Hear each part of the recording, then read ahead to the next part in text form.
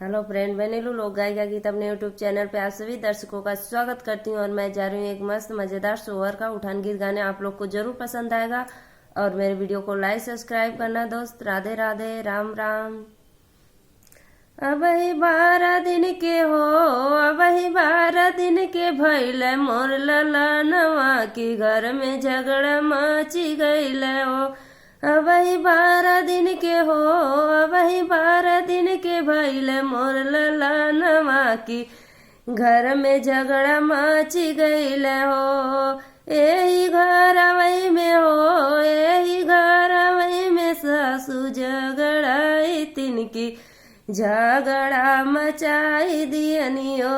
यही घर वही में हो, यही घर वही में सासू झगड़ाई तिनकी झगड़ा मचाई दियनियो।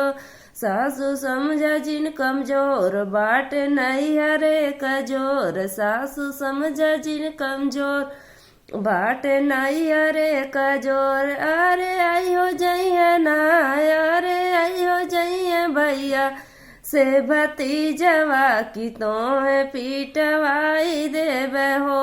अरे आई हो जाइए हो, अरे आई हो जाइए भैया से भतीजवा की तो है पीटवाई देवे हो। यही वही 12 दिन के हो, भाई 12 दिन के भइल न मोर ललनवा की घर में झगड़ा मची गईल हो।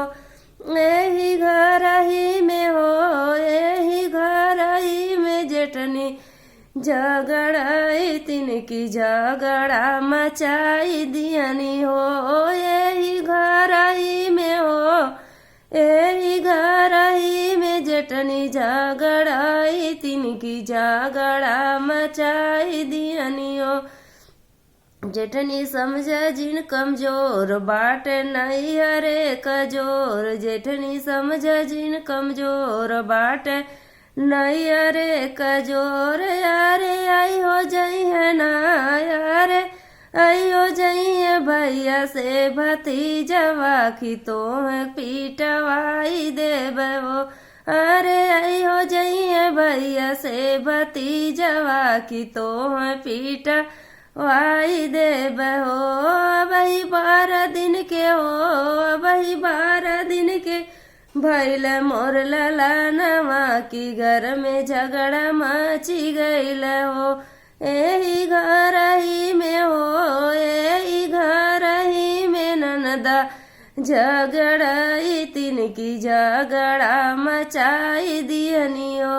यही घर ही में हो, यही घर ही में ननदा झगड़ाई तिनकी झगड़ा मचाई दियनियो।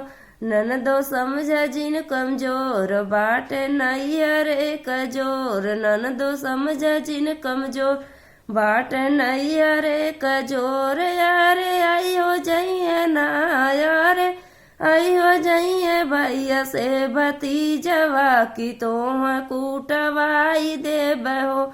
अरे आई हो जाइए भैया से भतीजवा की तो पीटवाई देवे हो। हेलो फ्रेंड, मेरा गीत कैसा लगा आप लोग को? कोई भी ननद हो बुरा मत माने, हंसी मजाक वाला गीत है। राधे राधे।